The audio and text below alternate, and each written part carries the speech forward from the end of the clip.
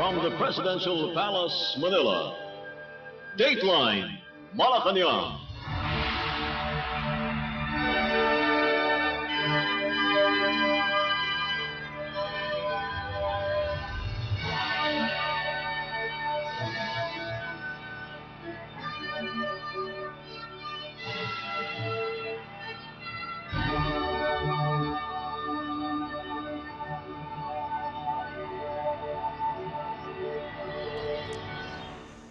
Good day.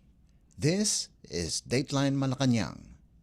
Philippine President Ferdinand R. Marcos Jr. has ordered the creation of a special committee in a bid to further champion human rights protection in the country. Administrative Order or AO number 22, signed by Executive Secretary Lucas Bersamin on May 8th on behalf of the President, creates a special committee on human rights coordination to enhance mechanisms for the promotion and protection of human rights in the Philippines.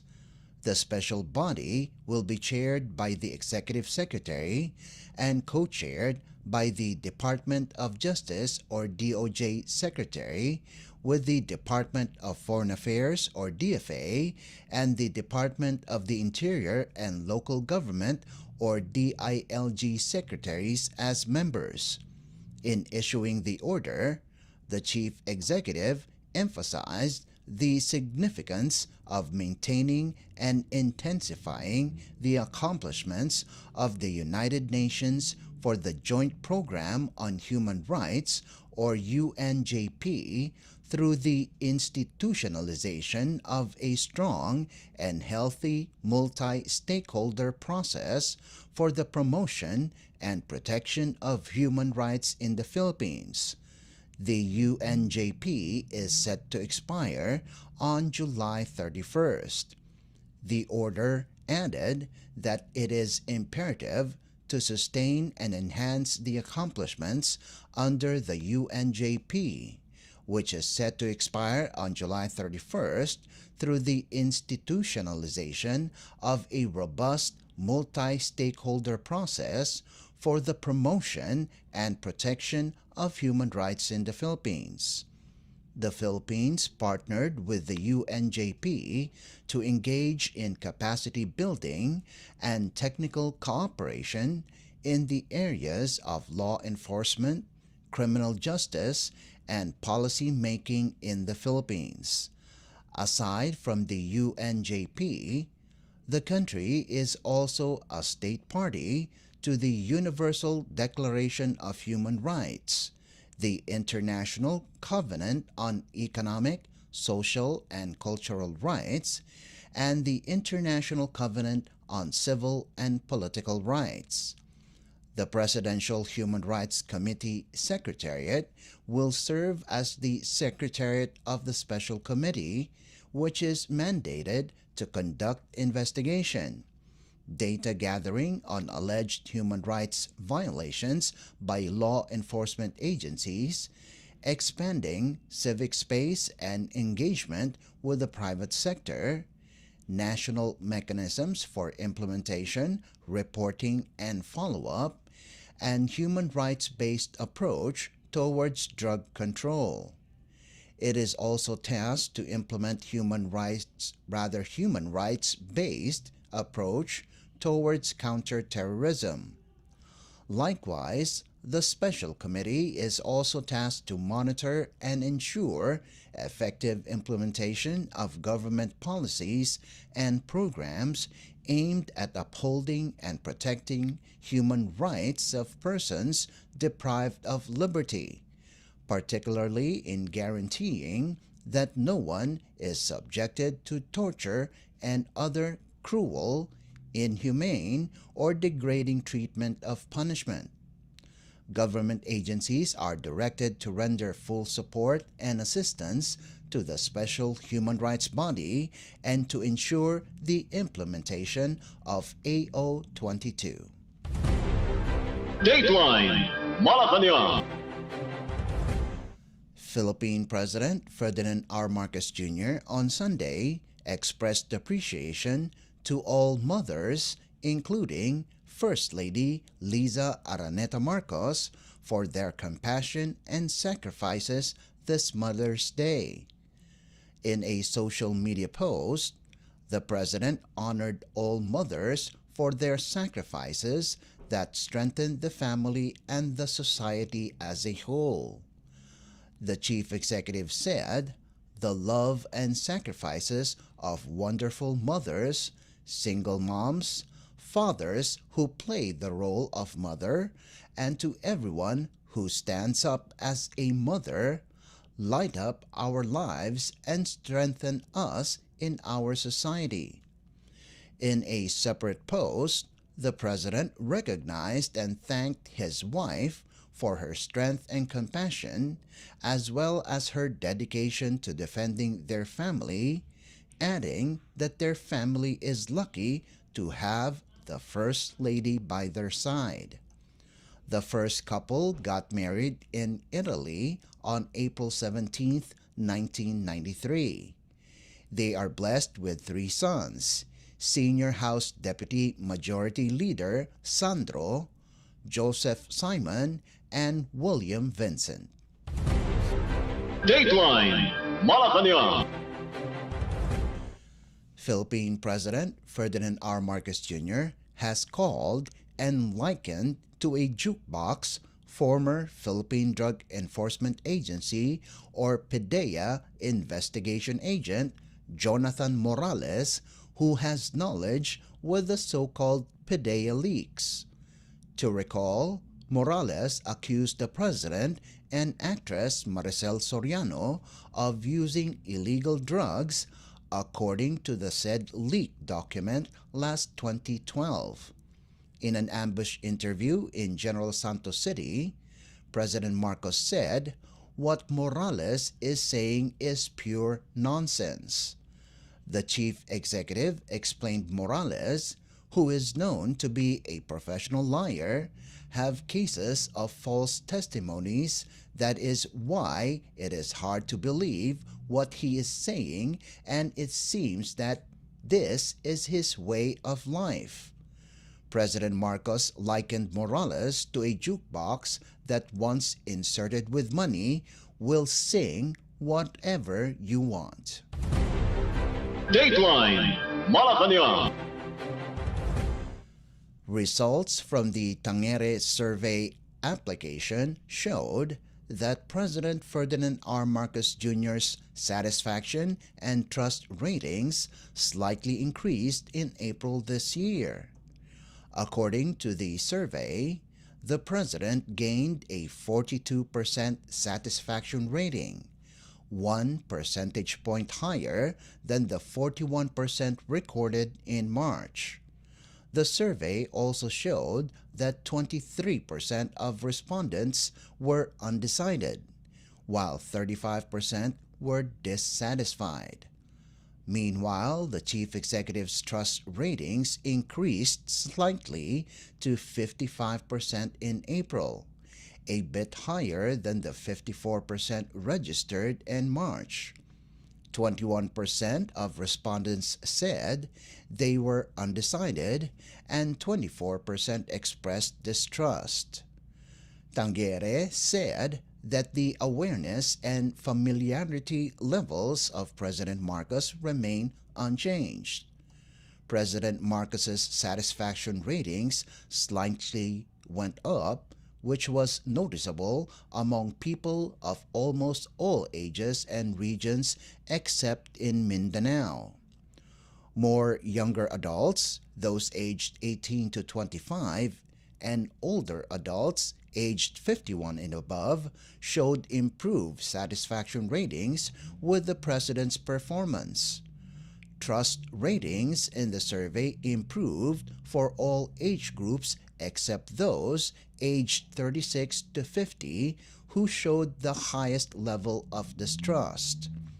In the meantime, the President's trust ratings increased in all regions except in Mindanao. Based on the survey, there was also a significant rise in trust ratings in the southern Luzon area and among the upper income class. The survey was conducted through a mobile-based respondent application with a sample size of 2,400, utilizing a stratified random sampling method from the 24th to the 27th of April. The survey results carry a margin of error of plus minus 2.2% at a 95% confidence level. Dateline Malacañang.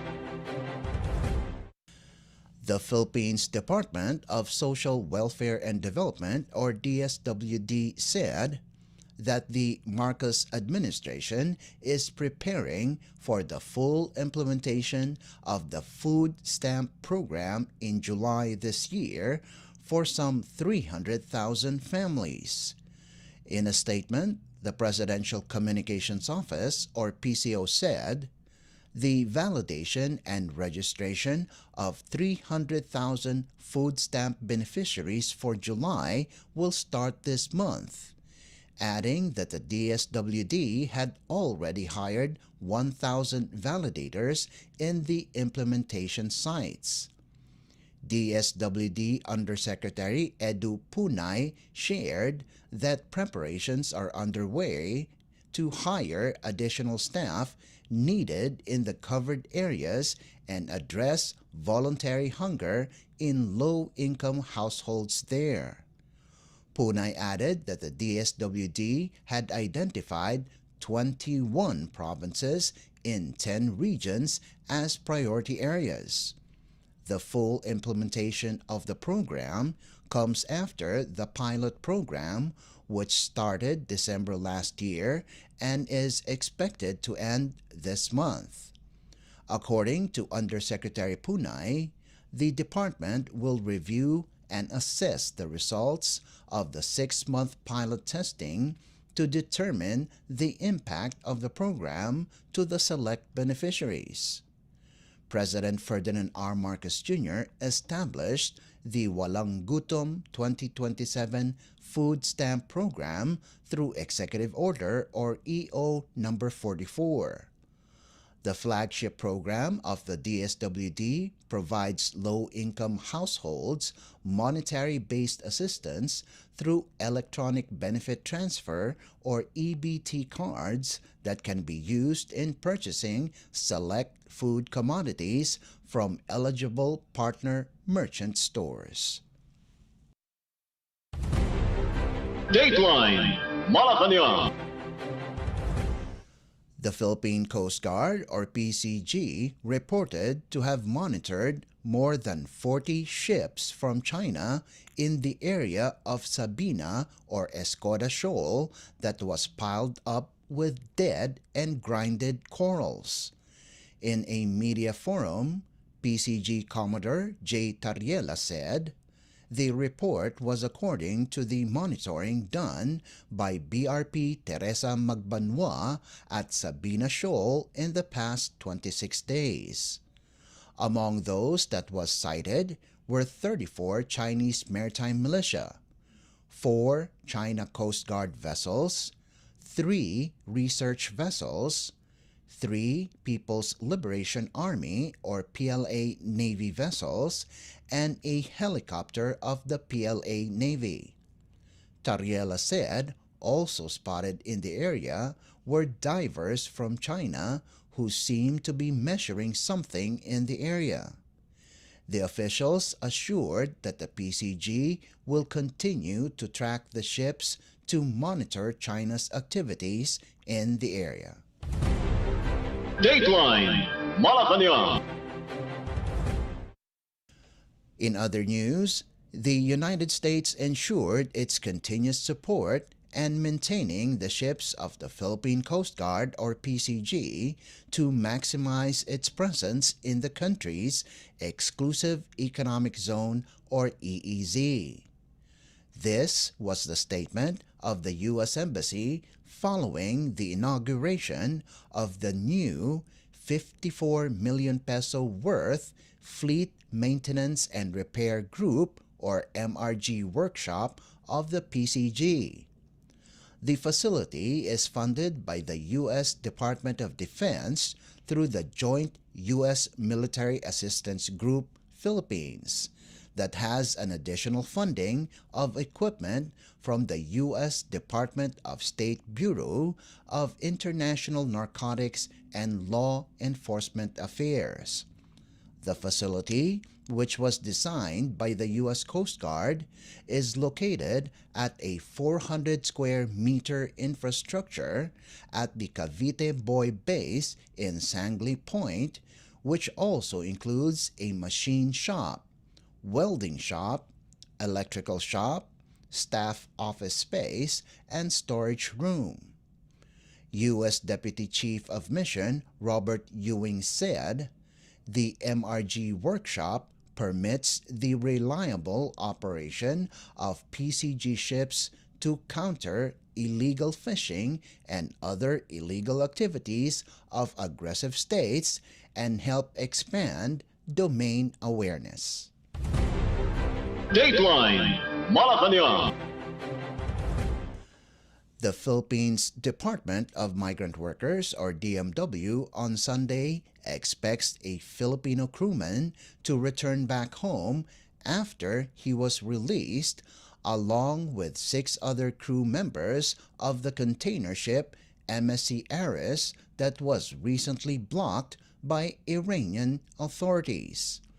It was reported that 5 Indian nationals, 1 Filipino, and 1 Estonian was released from MSC Aris.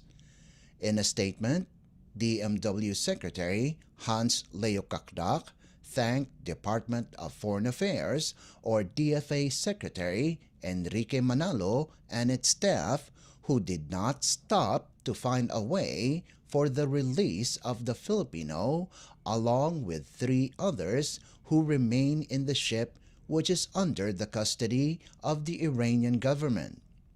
Kakdak said the DMW will continue working with the DFA, the ship agent, and licensed manning agency to secure the release of the 3 remaining Filipino crewmen who is still in the custody of Iranian authorities. Dateline Malacañang. The Philippines Overseas Workers Welfare Administration, or OWA, warned the public to take extra caution against accounts using the images of the agency to entice them in a lending scam. In a social media post, OWA provided a number of screenshots of a Facebook account with the name Rochelle May Loan using the agency's logo and supposedly posting to avail an emergency loan. There were testimonials also in the same account saying they were able to get the loan from her. According to OWA, the agency does not have any relation with the owners of the Facebook account, might be with OWA's regional or central office. The agency encouraged overseas Filipinos and their families to report to OWA these unscrupulous accounts to their office by email or directly contact them through their mobile number 0917 580 5720 or via landline 8551 6638. Dateline Malacañang. And finally, the world's largest and strongest tugboat docked at the Manila South Harbor in Manila on May 10th. Known as Futi Krylov, the tugboat is a Russian Navy ship that was recognized by the Guinness World Records as the largest and strongest tug vessel because of its unique capability.